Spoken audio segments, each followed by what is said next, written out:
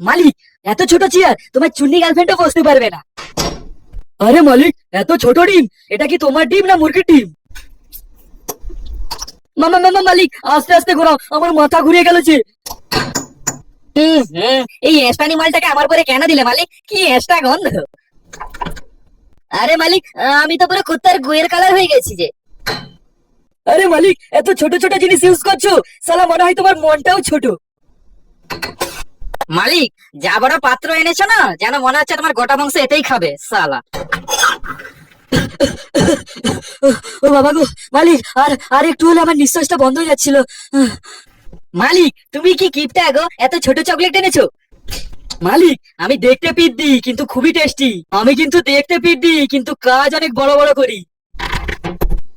মামা মামা মালিক, আস্তে আস্তে কাটো, আর লাগছে কিন্তু।